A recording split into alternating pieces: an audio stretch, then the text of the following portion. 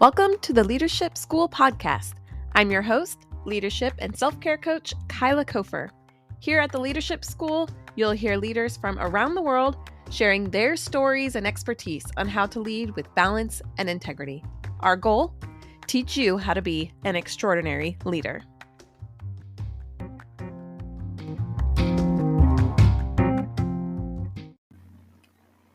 Anchor Podcast is the easiest way to make a podcast.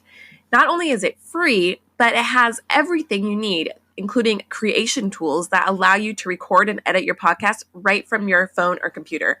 For me, in just a few minutes, I was able to go from an idea to a reality of having my podcast launched and out there.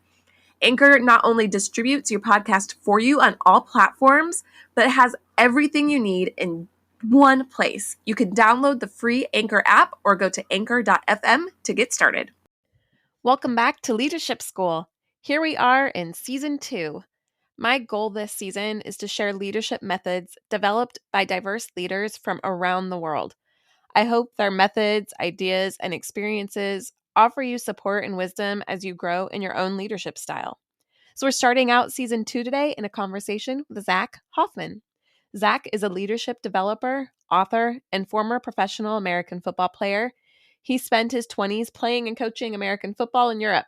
And while there, he developed the SWALeadership concept. That's SWALeadership. And it's based on his eye-opening experiences with various leadership roles across multiple cultures.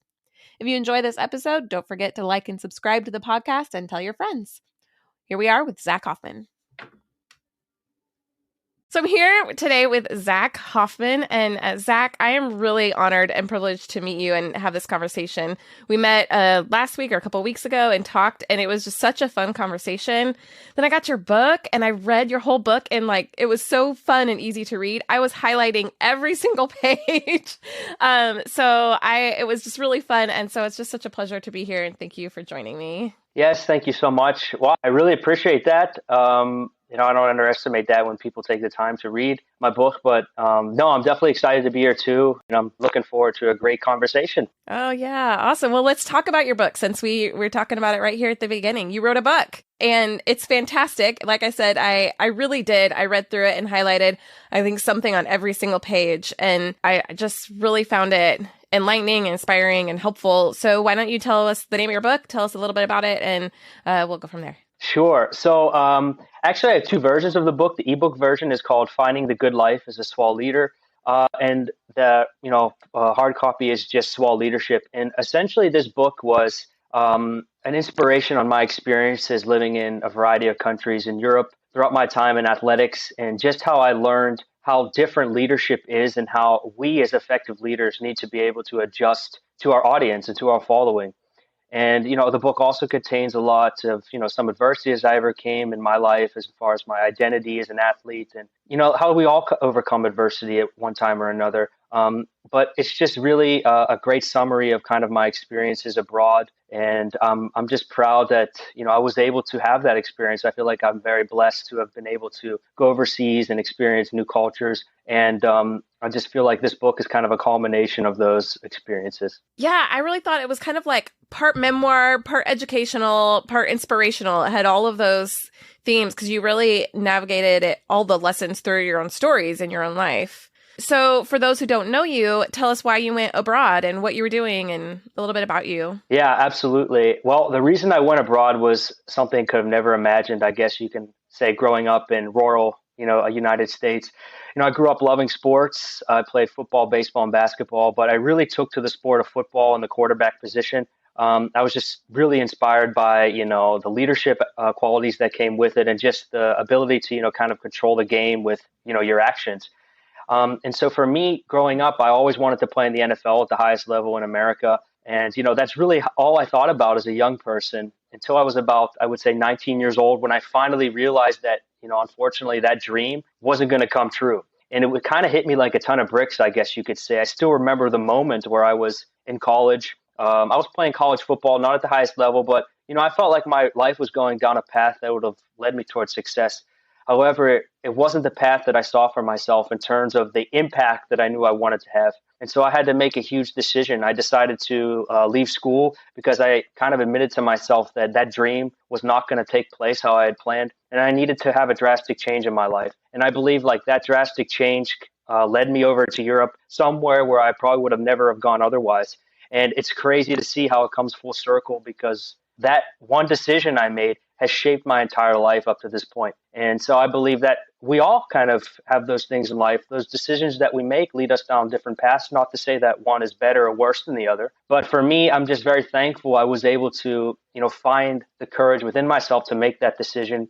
And that's something that I, really want this book to kind of emphasize, not only the leadership aspect, but just focus on people realizing the potential within themselves if they're willing to make those difficult decisions. Yeah, I'm just trying to think about you making that decision in that moment of, I think this is something every single person faces at some point in their lives. It's like this pivotal moment where you go, I can go the left road or the right road, and I just have to pick which one I'm going to take. And you just had this kind of moment where you thought, I guess were you kind of just looking at both paths? You just stopped and you just had this moment, and how did you choose which one you were going to take? How did you make that decision? Yeah, well, it definitely wasn't easy. It's funny because I guess you could say this decision kind of came at the peak of my college football career. I just had my first start. I just won our first game. And, I thought, wow, I should be the happiest person in the world right now. But I wasn't. Yeah. I wasn't, because what I realized was, even though I was having success, the outcome of going to the NFL was slim to none. And I just had to admit that myself. And that was the main reason I wanted to play football. I grew up in a single household. A lot of the reasoning why I wanted to be a professional athlete was financially based on, making a better life for my family. And at that point, I kind of realized that, hey, you're going to have to find another path in order to do that. And I guess you could say I probably maybe realized that I wasn't going to go to the highest level earlier in my life. But I think that point, I don't know if, I believe it could be spiritual, but I believe God was just telling me, hey, make this change, because this is the change you're going to need in order to take you where I want to take you in life. And it was just kind of like a moment, and I can't really explain it. It was just one of those moments where I knew that a change was absolutely necessary, but it was going to take courage from my side in order to do that. And I didn't know where that path was going to lead me. It was a lot of uncertainty attached to it, but I just knew that that change was going to lead me somewhere and closer to my ultimate purpose. So how did you find that courage to take that path? Because, I'm thinking about my own life, as we all do when we're talking about stories like this, and thinking about there are moments in my life where I thought I really need to go a different direction. And it took me years to make that decision, and I suffered consequences because of that. And then other times when I was like, I need to go this way, and it was easy and I could make those decisions and go down that way. So, you had spent your becoming years as a teenager and adult in trying to pursue this dream, and then all of a sudden you're like, this isn't what I want anymore. I imagine that was some loss and that you had to experience, and a little bit of grief maybe even. I don't know. Tell me. Yeah, absolutely. Grief was attached to it. Because you think about it, and I think a lot of us do this at a young age, especially those of us who have goals. We set an identity for ourselves, and we identify ourselves with our ability to play a sport. Maybe that's an instrument or accomplish other tasks in life. And for me, it was really a chance to kind of reshape my identity, looking back on the situation. But at the end of the day, what I really think helped me make that decision, obviously I was lucky. I wasn't an adult with children and a family. I was able to make that decision with very little consequences other than some backlash from family members and other people who didn't see the reasoning for it. But at the end of the day, what I think and what I try to encourage people to do is, regardless of your situation, whether you want to change your life or not, it doesn't have to be an absolutely drastic step. You can do it in baby steps. Obviously, you don't want to bite off too much that you can actually chew. Maybe, for example, if you're married with kids and you say, wow, I'd really like to pursue writing a book, for example. And you say, yeah, but that's going to take up time. I don't have the time. I have to take care of my kids and so forth. Maybe start off with writing blog articles, and throughout time, maybe those will turn into something bigger than you realize. So taking those baby steps, I was fortunate enough where I had the ability to, take that drastic step, but I understand that not everyone's life situation, allows that. But what I encourage people to do is start off small, just like with anything. Start small and you'll be surprised with what consistency can bring in that situation. Yeah. So you just took this leap. You still played football, just not in the American NFL level. You went abroad and you said, well, let me do this a different way. Yeah, absolutely. And it's so funny you mentioned that because I honestly did not plan that when I made this decision. I didn't think, oh, okay, I'm going to go play in Europe. I had no idea American football existed in Europe at the time I made this decision. And so I was basically just taking a leap of faith. I remember, I went back home. The summer was coming up. I started working a summer job laying concrete in the hot sun. And after about a week of that, I said, wow, okay, this is definitely not what I had in mind when making this decision. I need to figure something else out. So I just started doing some research, realizing that, wow, there are opportunities for American football players to go to Europe.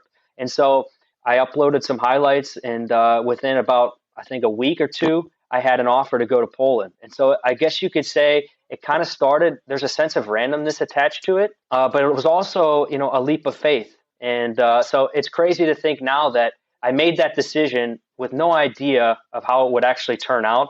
But because I made that decision, it put me in a position to, find football in Europe and realize the opportunities that were available to me. Yeah, that's amazing. And all those things that you'd practiced and experienced weren't wasted because you continued to use them in different ways. And that's what ended up leading to your SWALeadership. Mm-hmm. Absolutely. In your book and everything. So, tell me a little bit about that transition, that process from being a quarterback on a football team in America to quarterback football teams in Europe and living all over Europe. And while you were there, you became an Italian citizen and you did all of these crazy things. And now you are speaking about leadership using your SWA method. So tell me about that transition, and then tell me about also SWALeadership. I want to get into that and hear what that is about. Sure. So the transition, I will say, in terms of football speaking, it's obviously a huge difference. You're going to a country where their main sport is soccer, and that's honestly their only sport in Europe. They love soccer. They're fascinated by it. And American football takes a back seat. It's growing for sure, but that was definitely an adjustment kind of going over there. I remember actually in high school where, we would kick off the soccer team when it was our time to practice. In Europe, it's the complete opposite. If the soccer team wants the field, you have to get off the field. So it's just adjusting to that and understanding a lot of times the people I was playing with, they had kids and families themselves. And so football for them was kind of like, a release from their daily life. And for me, it was kind of everything. So that was an adjustment too, the commitment levels and understanding why people want to play this sport over here, understanding their reasoning behind it, their morals behind it. That was definitely an adjustment for me at the beginning. But, the longer I stayed in Europe, the more I began to really appreciate those who really were, pursuing American football, and despite their, situations and their struggles going on in their own life. So I think over time, kind of maturing in that situation and that atmosphere, opening my mind, broadening my horizons, really made me take to those people and adjust to the European version of American football, I guess you could say.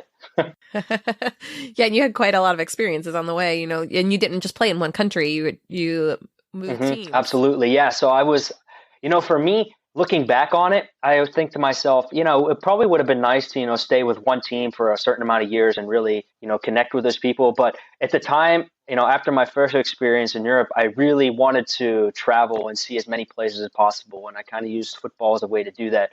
And so, yeah, I had the privilege to go to multiple countries.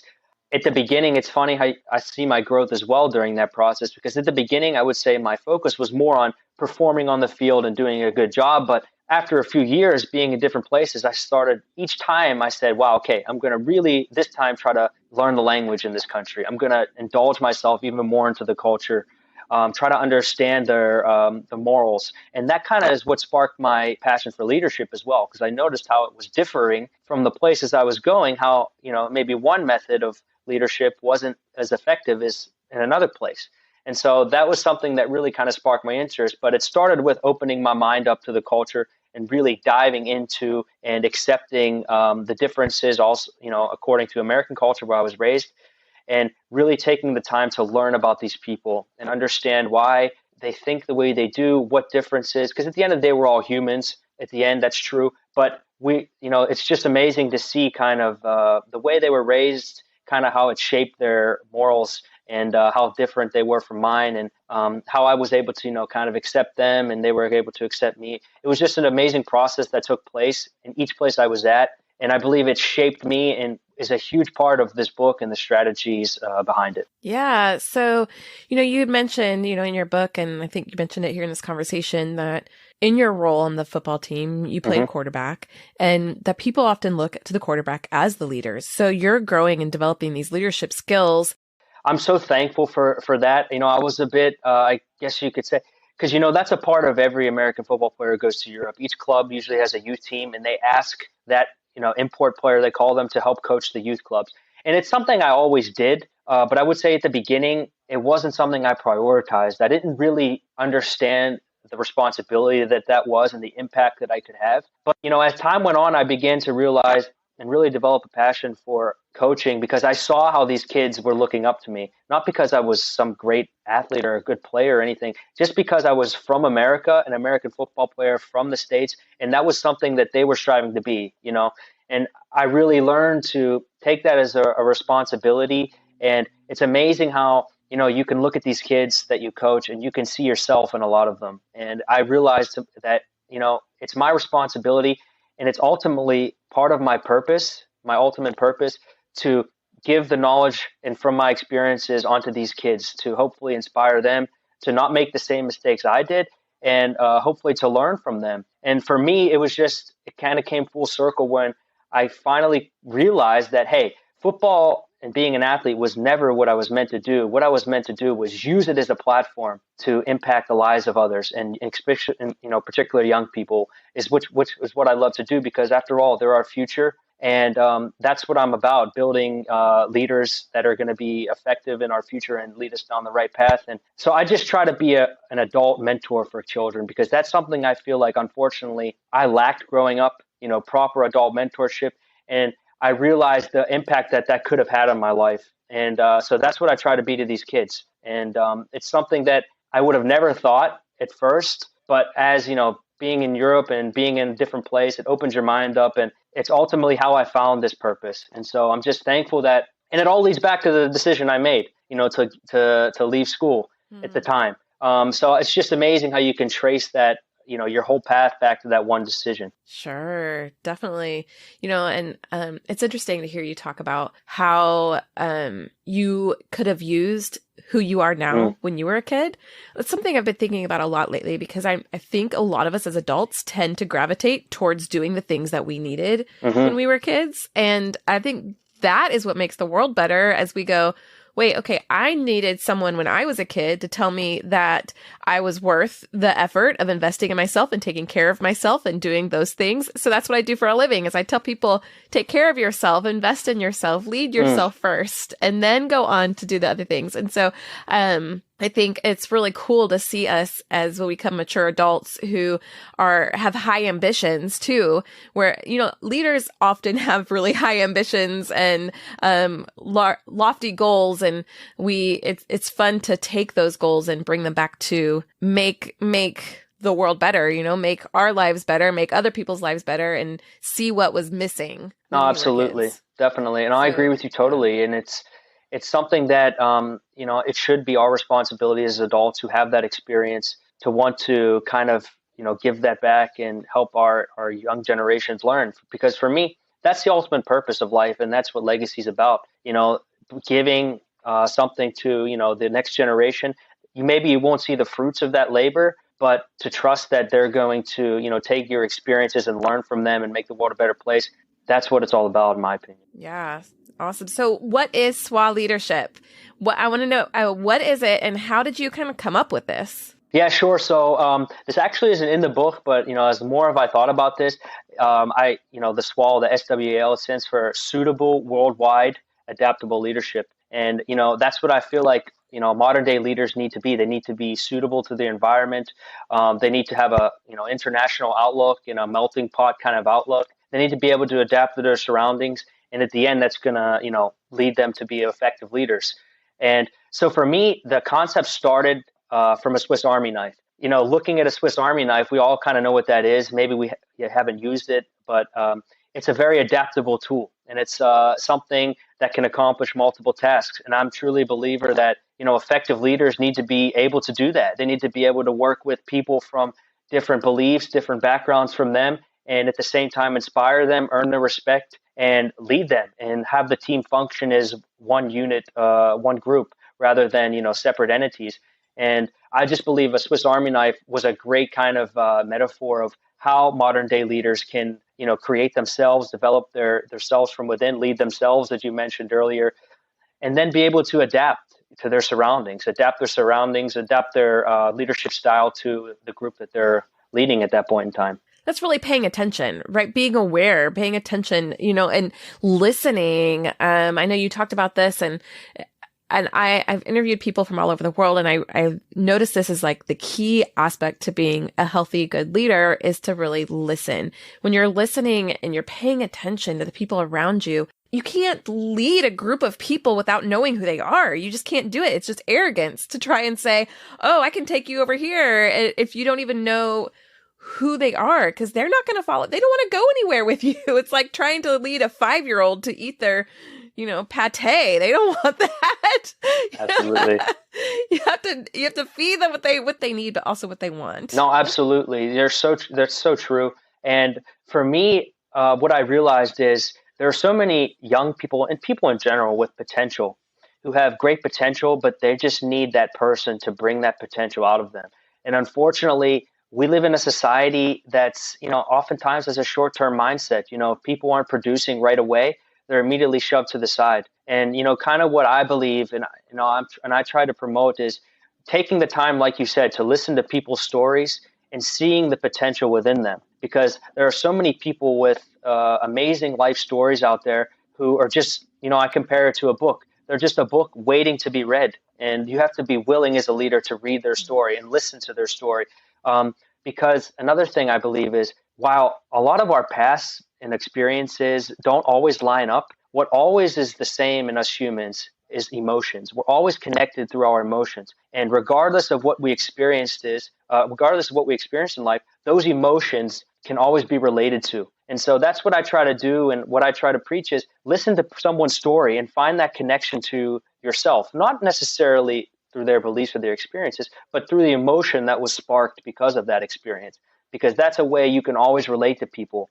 And I believe once you're able to relate to people effectively, you're able to earn their respect and trust. And once you have that, like you said before, they're going to really want to be led by you and follow your lead. Yeah. So how did this play out for you on the field as you're coaching or as you're playing, and you're paying attention, you're watching, you're learning, you're being adaptable? How did this play out for you? Maybe you can tell us a story about when you were investing in someone based on what they needed. Mm-hmm. No, absolutely. There's a story that always sticks out to me, and I always remember this. This goes back to coaching youth football in Austria. There was a young man who I'd coached who, he wasn't, the most talented player. He wasn't the most athletically gifted, but he always came to practice. And sometimes I could tell he didn't want to be there, but he always came regardless. I realized, just by observing this young man and just kind of talking to him, that he was dealing with a lot in his life, whether that's being bullied at school or just things that were going on that were out of his control. And so I took it upon myself to, really try to understand him and try to earn his trust. And by that, I mean, I always said to myself, okay, he's not the best athlete. He's not going to essentially help our team that much in terms of winning, but this kid is always here. He has greatness within him. And so I just took the time to say, hey, whenever he comes to this practice, I'm going to make it the best 2 hours of his day and encourage him with whatever he can do, whether that's, even the smallest thing of maybe running a step faster than he did the day before, or, hey, it's complimenting him on his ability to, catch a football or whatever, just small things. And I noticed over time, putting that emphasis and putting that effort into this young man, he was continuing to increase his confidence. And he would, begin to open up to me more and more. And I'm not saying that was because of me, but I truly believe that, he just needed someone to invest time in him. And I can look back on that kid today, 2-3 years later. He's completely shifted his mindset. He doesn't identify with himself with the game of football, but he's an amazingly intelligent person, and he's going to do great things in his life. But I just believe that he needed someone to kind of be on his side and take his side and be that, kind of mentor for him. And I began to realize at that point the power behind that. how vulnerable young people are. I hate to say it, this analogy, but it is. A lot of young people, in my opinion, are like clay. They can be molded and shaped, and that's how their morals and mindset is built. And we need to do a job as their mentors to help mold them, that's in the right way, to help them really develop these morals that are going to give them that confidence necessary to succeed, not in sports, but just in life in general. And for me, it was just an amazing experience to kind of see his growth over these 2 or 3 years. And it really inspired me and helped me realize, wow, there's meaning into what we as coaches do if we do it the right way, and we're willing to open ourselves up to these kids who maybe don't show us their potential immediately, but if we take the time to listen to them, observe, we're able to realize that potential within them and help them bring it out. Yeah, mentorship goes both ways, right? That it always goes both ways. We always get something out of it, and we learn and we experience, and we build a relationship too. It's not just about like, oh, I'm the savior coming to save this person's life. It's like, this is a relationship, and we're impacting each other. And that's really cool. And I love that you've kept in touch enough that you know how he's doing now.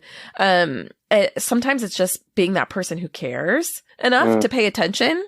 And when you do that, you know what to do. Like, I was thinking, okay, so we're in this situation. We see that someone needs attention, but what do you actually do about it? And I think, you just added that little extra effort, compliments or paying attention, or push them a little bit further, and sometimes we might not know what to do, but I think really our intuition tells us. There's something always that can say, even if I don't know the right words to say to you, if I don't know the right thing to bring to you or to do for you, I'm just here and I care. And no matter what role you're in, no matter if you are the CEO of Disney or the owner of the team or the coach or the mailman, no matter your job and your role, just that little bit of, I care about the people I'm around, not only elevates you as a leader, but brings about this ripple of change. Imagine had you not spent that time with that person, and he would continue to be bullied and didn't have that 2 hours of his day of hope and peace, No, absolutely. And what you said is so true. And it reminds me, if there's an intent, if you truly have a genuine intent to impact others' lives, you're going to find a way to do it. That may take time. That may not work initially, but if the intent is there and the genuine intent, and you prioritize it above, results and accolades, you'll find a way to connect with that person. I just believe that there's so much, unfortunately, like I mentioned before, we live in a society where people want results. People want things immediately. They want those who are going to produce right away. And they don't prioritize, having a greater impact. They prioritize their current situation and what's going to, impact their current situation. And that's what I mean, going back to SWALeadership, it's not for everyone. And I would say it's probably not for most people, because you have to be a special person to really want to enact this mindset. You have to be someone who wants more for their life and wants to have a true deep impact, and impact beyond their life span on this earth. And so for me, I realize that it takes, a special mindset in a person, but I also, have realized that at the end of the day, there's truth to this, because we have to understand as leaders, regardless of what we accomplish, at the end of the day, what's going to matter is how we treated that person, the type of person that we are. That's how we're going to be remembered. Regardless of the things we do in life, it's going to come down to how we treated other people. And at the end, you just have to prioritize that. You have to really want that deeper impact from your life and from your mentorship. And if you truly have that intent, a genuine intent to prioritize that above accolades and success, then you'll automatically, be in that position to, really impact other lives. Yeah, absolutely. So, and when you talk about SWALeadership, you kind of walk us through in your book just these different segments of listen and pay attention and care. Like, we're talking about mentorship. What are some other things that you have talked about in there that might be helpful for someone who's wanting to really invest this time in growing in their own skills to do this? Yeah, it takes compassion, it takes authenticity and genuineness. No, absolutely. One skill that sticks out for me and that I've kind of experienced and I reference in the book is the ability to nurture. And a lot of people, when they think of nurturing, they think of kind of maybe a mother raising her child. But I think of it in terms of effective leadership as it starts from, observing and listening, and seeing yourself within that person. Because I believe if you can really look at that person's life, observe them from the outside looking in, you're able to see, your own situation growing up, or maybe, past adversities that you faced. And then you're able to start that process of nurturing them to a better result than maybe you had. Another one I really am a big believer in is timing. Timing is everything, but I don't necessarily mean specifically for, us and our leadership. Also that person in their life, understanding what they're going through and what their capabilities are according to their current situation. Obviously I'm not going to try to promote someone to a more responsible role when maybe they just had, a devastating moment happen in their life, and they're going through an emotional roller coaster. I have to be able to really dig deep into that person's situation and understand, okay, what are they capable at this point in time that's going to make them, reach them potential, that's going to help them become the person that they're capable of, and at the same time put our team in the right positions to succeed. So for me, nurturing and timing are big ones that I use kind of on a daily basis, either when I'm working with the kids that I'm working with, or working with adults in terms of their personal training and things like this. So I'm able to apply these tools, and I'm not saying that these 9 tools that I referenced are the only ones. I think that you can find many traits that are, necessary and important according to your environment. And so depending on, what field you're in, what your goals are as a team, you can, kind of find those tools that are necessary and more important or prioritize over another. Yeah, nurturing and timing. One thing that came to my mind though is, well, 2 things. First is how much effort do we put into another person? Like what are the boundaries and the limits there? And what if another person doesn't want that? We might put all this effort into them, but maybe they don't want us to give us that extra effort and attention. I think that there's some boundaries that have to come into there. So how do you incorporate those into for you, it's going to be more training and coaching. Yeah, sure. So for you personally, how do you incorporate those things in? I guess a person, if they didn't really want to, they just wouldn't show up, but tell me more about that. Yeah, no, I think that's a great point. And I think it comes back to the roots of, really taking time to understand that person, because I believe if you open up to them and you really listen to them, you'll be able to understand what they want. Whether that's, hey, I'm using this job as a springboard into my next point in my career. Those things, observing and listening to their story and really opening up, are going to lead you down the right path in terms of how you should handle their situation. And so I'm a big believer that it all starts from the roots, but it starts from listening, number one, to comprehend, and not simply listening to respond. So you have to really listen to comprehend their story and comprehend their situation and what they want. And if you're not sure, you have to ask them more specifically. Because I feel like a lot of people, when they're just, talking or meeting for the first time, they listen, but they already predetermine their response beforehand or something similar to that. And we all do. Yeah, we all do it. It's a human natural nature. thing. I do it. I'm a coach and I'm trained not to do it. And I still do it. Yeah, absolutely. And that's something that I believe as effective leaders we have to be aware of, that is human nature. But it's our responsibility in that position to really, kind of fight against that and develop an ability to listen. And because I believe if you really develop that ability, a lot of your questions about that person will be answered. But I also am a huge believer in being honest and direct with people. And I'm sure, a lot of people are. Ask them, hey, where do you see yourself in this company? Where do you see yourself in this team? What role do you want? What is your, what do you want to accomplish in your life?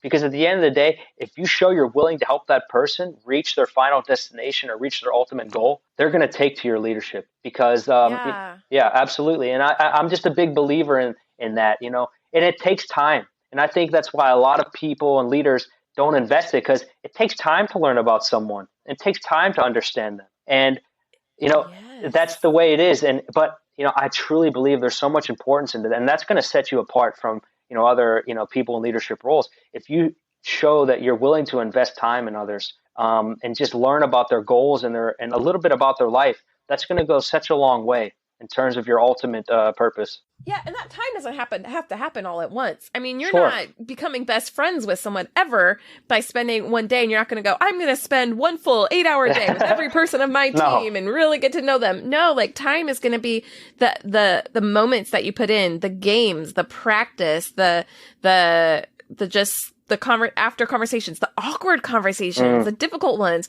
I've noticed that after games, you haven't showered in 3 weeks. Like, let's talk about this. Like, this is a problem. Like, we're going to have an awkward conversation about it, but it needs to happen, be willing to have those moments and not fear them, and not fear the hard work. That's something I really am impressed with about athletes in general is that, and I was not athletic as a kid. I mean, I joined like 2 seasons of a soccer team and I was terrible at it, but I was like, whatever. I remember like running around the field and practically dying because I'm just not an athletic person.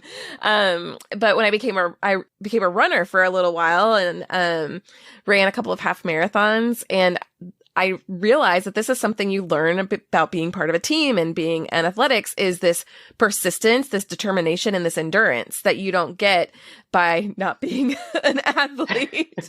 And this, I running is you kind of do it for yourself, but I ran in a group. And so you have these team things with you and those other skills that you're learning, not just about how to get a football down the field, but how to talk to somebody and how to communicate that and how to show up and how to get injured and get back up and figure that out and take care of yourself, all those things. No, I think that's great. And there was a story I heard recently about, it was a leader in the corporate world. And the way he did this was that, it was a big company. So they had kind of like a cafeteria where everyone would eat lunch. And every day he would go down, he would sit with someone different and talk to that person. And so by a couple months, he had talked to every single person within the company and he knew at least one thing about their life. And for me, that's often all it takes, knowing that one thing about that person and, remembering that and talking to them about that, asking them how it's going. That's going to go so far. It doesn't have to be, like you said, this 8-hour conversation. Just those little tiny tidbits mean so much.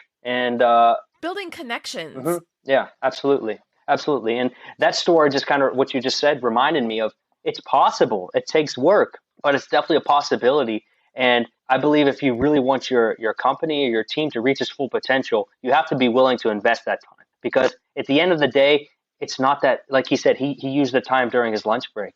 So that's a possibility as well. You just have to be open to the idea of taking an individual approach to leadership rather than a general approach. Kind of assuming everyone wants the same thing. And so it's not always like that. Yeah, you're right. Well, I'm looking at my list of questions for you because I have a couple of really good questions. But one of them is a little bit of a shift, but I would love to hear more of a direct how-to example. Like you had a couple of them, but I want to think about sometimes you've been in challenging situations on the field as a coach, whatever, and you have to make what my friend called a game time decision.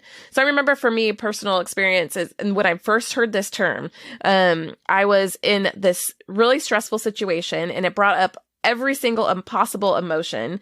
And I called a friend and I said, I don't know what to do. And he said, this is not a game day decision. This is a decision where you can step back and you can see all of the things. You can see everything on your plate and give yourself some time, and then you can make a decision. Whereas I had been thinking, I have to make this decision right now. And he kind of separated me from that. But sometimes you do have literal game day decisions. You play the game day decisions. And sometimes those decisions are really, really difficult to make. So maybe you could tell us about when you've had to make some of those and what your process was of doing that. Yeah. So there's 2 things that stick to mind. I remember there were times during, before the game was taking place, where we knew that we were outmatched going into the game, that the other team was just better than we were, and you can kind of see as a leader sitting and kind of observing the situation that maybe your team isn't in the most confident state. And so for me at that point, I feel like that's really a moment to inspire, saying to them, hey, I've been through this situation, and not necessarily that sport, but just in life, where life has got me down, but I fought regardless. I fought and I was able to get through that situation. That's what we're going to do as a team. Showing your vulnerability as a leader is going to lead to opportunities, because vulnerability creates that emotional connection, because each one of us has gone through difficult things in life, difficult moments. And I believe in that situation, if you're willing to open up and show as a leader, despite your position, that doesn't make you exempt from these emotions, then your team can really take and be inspired by that. And there's also a time where you have to make tough decisions. I remember being a coach, I had a player of mine who was super talented, and he was honestly the reason we were winning most of our games. but his attitude, the way he was, kind of presenting himself to his teammates wasn't the kind of atmosphere I wanted around the team. So I had to make a very difficult decision the day before a game to tell him, hey, listen, I've told you multiple times, you're very talented, but you have to become a leader for this team. And if you're not going to do that, then you can't be on this team. And so I had to make a very difficult decision to let him go from the team for that game and to tell him he wasn't able to play. And, obviously, predictably, we got beat pretty bad, but I used it as a lesson, for him, hopefully, and also for my players that, hey, we don't prioritize talent here. We prioritize your attitude and the way you treat others. And so for me, I feel like that moment, it helped him realize that, hey, he had to make a change in his life, but it also helped the other players understand that despite his ability, he's no more important than the rest of us. And so I think those moments as a coach and even in business and making decisions can go a long way, showing vulnerability and be willing to make tough decisions that may be against the results, but are going to create an atmosphere that you want in the long term. Wow. So, I love how Brene Brown has really been like the standard on vulnerability in my mind for the last few years. She's talked about it a lot, and she talks about how there's no trust without vulnerability. And I think, you're talking a lot about leading high schoolers and high school age teenagers. Teenagers don't want to be vulnerable. They want to be tough and they want to be independent. And I've met a few very mature teenagers who are willing to be vulnerable, but it is a really difficult thing. And so for sure. And honestly, it's difficult for anybody. Absolutely.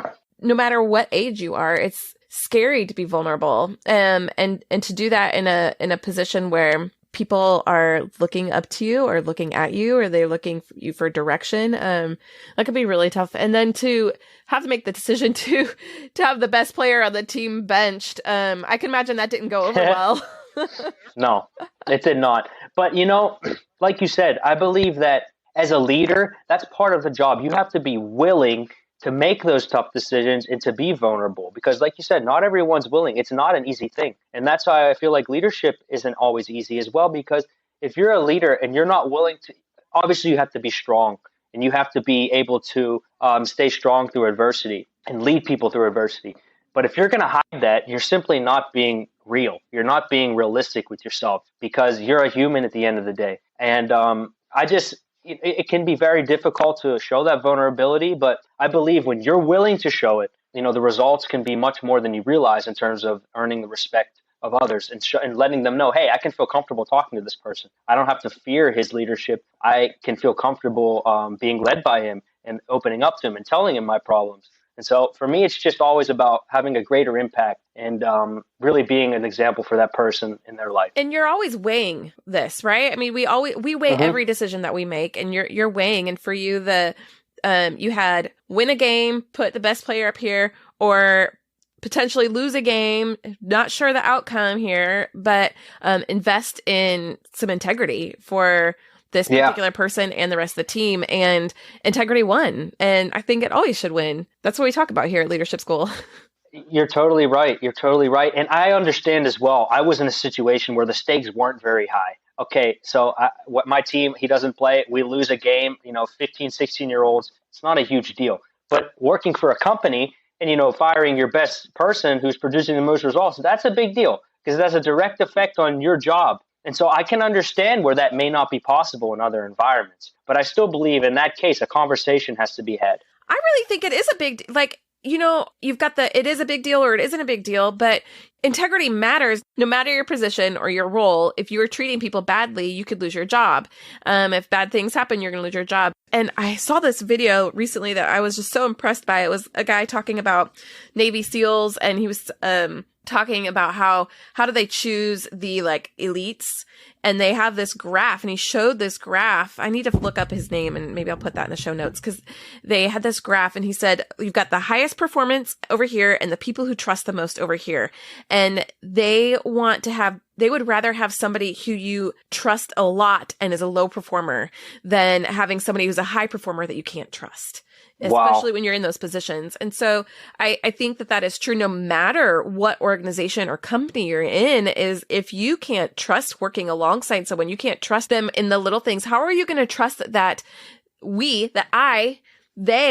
you are going to make good decisions when it does count, when it counts for the big times. And yes, it might be hard to fire someone who's got a big role in a company, but what's the consequence of keeping them? And that's a great example, because literally when you're talking to Navy SEALs, a lot of time that's life or death, their situations they're dealing with. And just to know that, hey, I'd rather be with someone who I can trust despite their potential performance or their past performance. For me, that's the best example you can ask for right there, because the stakes are high. And like you said, it goes back to morality. We have a responsibility as humans, I believe, and I'm sure, most people believe, to be kind and generous to others. And it's just, that's how trust is built. Absolutely. So we've been talking about integrity. We've been talking about leadership. We've been talking about caring and morals. What is your definition of leading with integrity? Yeah. So for me, it goes back to the definition of leadership. I'm sure too. It's not really defined in the dictionary. The actual word leadership is used in the actual definition. But for me, it goes back to effectiveness. Leadership has to be more effective. And I believe that leading with integrity is effective leadership. And for me, it goes back to your personal foundation, using the reference of SWALeadership, understanding the importance of leading yourself. And what I mean by leading yourself is be willing to make those sacrifices in your own life that are necessary in order to put yourself in a position to lead effectively. Because being a leader is a sacrifice, whether we want to admit it or not. We have to be willing to live differently, have a global outlook, have a mindset based on impact rather than personal accolades, an ability and a willingness to help others reach their full potential. And that's a sacrifice, because it involves sacrificing oftentimes our own situation. And so for me, leading with integrity it starts with leading yourself. And I believe once you're able to lead yourself and understand that you as a person have to be the example, then being a leader and an effective leader is just a byproduct of yourself as a person. Yeah, being that person who can own the responsibilities, own the risks of the outcomes, to take that responsibility of your own life and responsibility for the people you're leading and whatever this topic or conversation or project you're leading. Absolutely. So another question I love to ask is balance, because I'm a self-care coach. It's really important to me to lead with balance, with care for your own self-worth, your own being a person, because if you're not doing that, I really truly believe that we cannot lead effectively if we are not caring for ourselves well. So I'd love to hear what balance looks like for you personally as you are leading. How do you maintain balance and your own care? Yeah, that's so important that you said that. And I'm such a believer as well, because you have to prioritize yourself first. It's not selfish, it's necessary in order to lead effectively. And so for me, balance is first and foremost creating a routine for myself, understanding that my day has to start on the right note. And if you can develop good habits, those are going to be what will push you over. Because I believe goals are one thing, but your goals are first established by your habits. And so you have to develop good habits as a person. Obviously, taking time to stay physically fit, that's what I like. I enjoy, going to the gym and staying fit. I believe it builds confidence for yourself, but also it helps as part of your routine and creating, a situation where, I see the gym also as a form of meditation. A lot of people, meditate in other ways. I'm a huge believer in, whether that's for you, yoga, or a lot of people, it's meditation means different things, but taking that time for your development is going to be so huge in terms of your leadership. And always understand, like you just said, that balance, it's not a selfish, outlook, it's a necessity in order to become the leader, the ultimately effective leader that you're striving to be. I have noticed that there is a struggle right now, and I don't know if this is for men or just women, or just people on social media. I don't know, but I think there's this struggle of, I have to do things the right way. I have to have the right habits. I have to do everything just right. Maybe it's just a perfectionist thing, but if I'm not making my bed, then doing a 30-minute workout, then having the green smoothie, and then doing reading 3 books a day, and then this, and this, that I'm going to fail, or I'm not going to be successful, or I'm not going to be good enough, and all of this stuff. And I really believe that that's a huge problem, and that habits are personal and tailored to you. I mean, if you are paralyzed, working your legs and getting an exercise, not going to work. An hour a day might be really difficult, and you're not good enough because you didn't do that. That's not acceptable to ever say that to anybody. Or if you have an eating disorder, to say that, oh, well, you have to eat these certain things every day, and you have to be on this special diet and only eat fruits and vegetables, plant-based, well, maybe you just need to eat and it doesn't matter, you know? So habits, I really believe that habits are tailored to the person, but good habits, what it means is being consistent with your habits that you do, making them healthy, thinking what is health for me? What does that look like to be healthy? Does that mean I'm watching 17 hours of TV a day? Well, are you a production editor? I mean, what does that mean for you? Like, you know, if you are, then yes. Yeah. If you aren't, then no. I mean, health is going to be different to you, but creating those positive habits that are pushing you towards the goals and the dreams and the legacy that you want for yourself are what it's going to boil down to is okay, well, who is it that you want to be? And is that person a person of integrity? And what does it look like to actually get there? Yeah, no, what you just said is so true, I believe. I believe the biggest poison of our society is comparing our lives to others. And I believe social media, unfortunately, allows us to do that more easily because we look at other people who are having success and we think, oh, why I need to do what they're doing, or I need to, take this step because I want to be in that person's situation. But at the end of the day, the only competition that should be happening is with yourself. Am I becoming a better person than I was last week? That's the only comparison we should have. Unfortunately, with social media, it's human nature. Unfortunately, it's become to compare our lives to others. At the end of the day, like you said, everyone's different and everyone's version of success looks different in their eyes compared to the next person. And that should be okay. But unfortunately, we live in a world where it's very difficult to think that way. But I believe that's a huge challenge. If you can overcome that and understand that the only competition I have is within myself and becoming a better person each day, that's all that matters. And that's what's going to lead you down the road of ultimate fulfillment.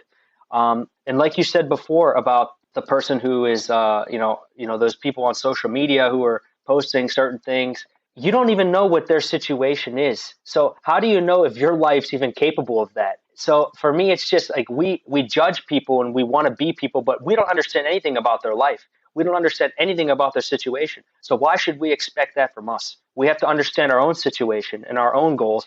And I also believe this, the biggest gift you can ever have in life is to understand what you truly want. Because I believe there's so many people out there who want to do good, but they don't know how. They don't know exactly what they want. And if you can understand what you want in life, that's the ultimate gift, because there's so many people who don't know what they want. And I believe that's because they question themselves. They question other people's lives. They're always looking from the outside rather than looking from within. And I think sometimes we're afraid of what we might want. True. We're afraid of what that might mean for us. Like, we're afraid of what that might expect and require of us. And that can be a lot. That can be scary. And, it can require risks that might not be ready or willing to take. And sometimes we might not be ready for it. And that's okay. But also being aware and acknowledging that, because, I think if we weren't afraid of what we wanted, then we would just go get it. Yeah, no, that's so true. And it takes me back to a time I was going through a time after my career transitioning into, what do I want to do with my life now? And I had a mentor who I was talking to who was also a former professional athlete. And, I was talking to him, telling him, and he said to me, Zach, you know what? I've listened to you talk for the past 30 minutes. And one thing I could say is this: you're afraid to become the person that you're capable of. And I was like, wow. What do you mean? That's a bold statement. And he's like, you're afraid to take that next step. You're afraid to admit what you want and truly go after it. And, I realized he was right in a lot of ways. I was comfortable with the life I currently had, and I was settling for that. I wasn't an athlete anymore, and I wasn't at the time really willing to accept that. But I knew it in the back of my mind, but I wasn't willing to accept it. And so until I was willing to accept that fact, and, then I was able to move forward after that, obviously. But yeah, I truly believe that we're oftentimes afraid of what could be, even if that means having success. Just that change and not knowing what could happen is enough to allow a lot of people not to, take those and make those decisions. I think a lot of times too, we complain about the situation we're in, but we like to stay in it because it's comfortable and we know it, and and we know it. I mean, I think about this with my own depression, that sometimes it's easier for me to stay depressed than to do something about it because I know what that feels like to be depressed. I'm comfortable there. Sure. And it's as terrible as it is, it's kind of sometimes a safe space. And so to get out of it takes a little bit of work, takes some effort, takes some vulnerability, some courage. And all those things can be really difficult depending on how my mood or how I'm feeling. It takes a lot of energy. And so having to determine how to do that, it's a lot of work. It's worth it. It's always worth it.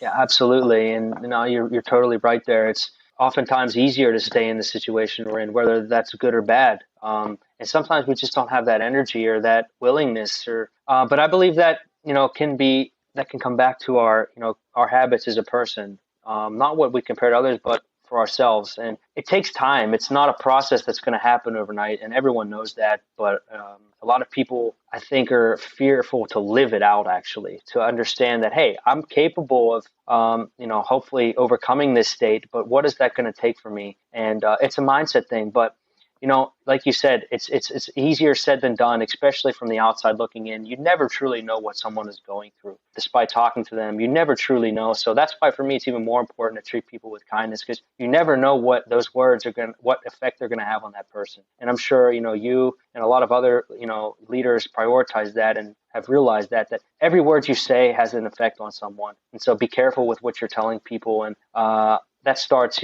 from the whole process of being willing to observe and listen to people. But yeah, I truly understand you, and it's a tough situation. There's no doubt about it. Yeah. But so much hope in it. There's so much hope in that willing to risk to do something hard and willing to take on a leadership role, even if we're not sure about it. And that's what we are all about here at Leadership School, is just offering examples and stories of people who have done that and who've taken those risks and been willing to do it, and who also have some wisdom that we can all learn from and glean from. And I've really learned a lot from talking to you and from reading your book. And how can we find your book if people are interested in doing that? I know I'll put the link in the show notes, but how can someone get a hold of your book? Sure. So there's a couple ways on my Instagram account. It's ZachHoff12. You can find the link in the description. You can go on Amazon and just Google SWALeadership, and you'll be able to find it there as well. But to be honest with you, if there are people out there who are willing to read, I'd be more than happy to send a free digital copy to them. So that's not a problem at all. Just you can either message me on Instagram at ZachHoff12, or just send me an email at zach.swaleleadership@gmail.com, and I'd be more than happy to. Awesome. Thank you so much, Zach. This has really been an honor to talk to you and hear your stories. Thank you so much for sharing and for being here. Before you go, if you had one piece of advice to pass on, you've given us a lot of advice, but if you wanted to offer just one nugget that you might sum it up in, or make sure that you want someone to, let me try this again. You want to make sure that somebody hears or gets to know, or if somebody wants to take on some of these roles that you've taken on, what's that one piece of advice you want to make sure people hear? Well, I have two small pieces, if it's okay. Okay, sure. Go for it. Number one, speaking to young people, but people in general, always understand, sometimes in the moment we take the situation more big or enormous than it actually is. Your current life that you have and the current situation you're in is likely it's not going to be the same situation down the road in life. So despite the fact you're going through adversity, maybe you're not the person you want to be, you're, being bullied, things are happening at school. That's a tough situation to be in, but understand you're not going to be that person. You're not going to be judged by the current person you are. So just stay strong and realize that there's light at the end of the tunnel. And the second thing is, I understand that for a lot of people, it's not easy to, completely make drastic changes in life because of family or just other responsibilities. But understand that you all have great potential within you. In order to reach that, you're going to have to face uncomfortable situations. So just, accept that and, see it as a challenge, face that uncomfort and, understand that on the other side of your comfort zone is your ultimate, potential as a person. And so those two things are what I've learned, that stick out in my mind. So I just hope that those people and people in general can, help that resonate with their own life. I mean, it resonates with me, and it gives me courage and I don't know, excitement to keep doing what I'm doing. Being a podcaster was a whole new thing, and trying to pursue coaching and keynote speaking, and some of those things are really challenging and not what I had expected of myself 10 years ago, like you said. And there are definitely days when I'm like, oh, this is too hard. I can't do this. But to be willing to show up and have the Yeah, courage to absolutely. keep doing it is something that I'm learning from interviewing people like you. So thank you so much, Zach, for being here. Again, it's really a pleasure. Thank you very much. I enjoyed it a lot, and all the best. Thank you for joining me on this journey to grow in our leadership. If you enjoyed this episode, you've got to check out the leadership and self-care coaching programs on my website at kylacofer.com. Let's change the world together.